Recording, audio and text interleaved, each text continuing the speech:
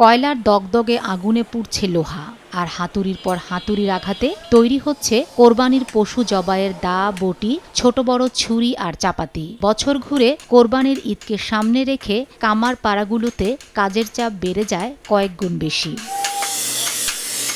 গাইবান্ধার ৭টি উপজেলার কামার পাড়াগুলোতে এখন দম ফেলার ফুসরত নেই কারিগরদের। ভোর থেকে গভীর রাত পর্যন্ত চলছে কাজ। অনেক কারিগর পরিবার পরিজনের সঙ্গে সময় না কাটিয়ে ব্যস্ত সময় পার করছেন কামারশালায়, কারণ বছরের এই সময়টি তাদের আয়ের প্রধান মৌসুম।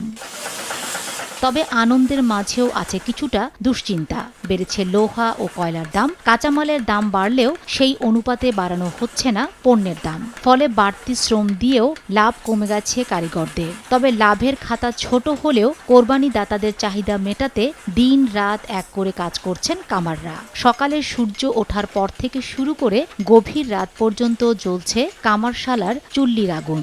লাইফবয় কিনে কল দাও টোল ফ্রি নম্বরে, আর এক নিঃশ্বাসে গোল বলে জিতে নাও ফিফা বিশ্বকাপ 2026 এর এক্সক্লুসিভ পুরস্কার। মেলা কাস্টমারের অর্ডার, চাপ মোটামুটি অনেক। কাজ কম করতে করতে ক্লান্ত। দাও বানাই, চাকু বানাই, বডি বানাই, ছুরি বানাই, চাপাতি, বিভিন্ন জায়গায় যায়। এগুলো মালের দাম বেশি, মালের রেট তো বাড়তেছে না, আমার প্রচন্ড চাপ। দাও কাঠের বটি সপ্তাহ সঙ্গে বানাই, কিন্তু পোষাচ্ছে না। মালের অনেক চাপ আর কি, বর্তমানে আরো চাপ, স্থানীয়ভাবে চাপ দিচ্ছে, বিভিন্ন মাল বানাতেছে। কোরবানির ঈদ ঘিরে শুধু নতুন দা বটি নয়, পুরনো অস্ত্রেও ধার দিতে আসছেন অনেকেই। ফলে নতুন পুরনো মিলিয়ে জমে উঠেছে কামার পাড়াগুলো হয়ে উঠেছে কোরবানি ঈদের একটি অভিন্ন অংশ। একটা চাপাতি বানাচ্ছি, একটা চামড়া ছেলা বানাচ্ছি, একটা বস্তু সরানি। সবসময় তো চাকু এগুলো অস্ত্রপাতি বাড়িতে থাকে না, এই জন্য চাকু বানানোর জন্য এখানে আসছে। আর এই অস্ত্র সবসময় লাগে না, কুরবানির সময় এটা বেশি প্রয়োজন হয়। সনাতন পদ্ধতির পাশাপাশি জেলায় আধুনিক মেশিনেও তৈরি হচ্ছে দা, বটি, ছুরি, চাপাতি সহ মাংস কাটার ও গৃহস্থলীর কাজের অনেক কিছু।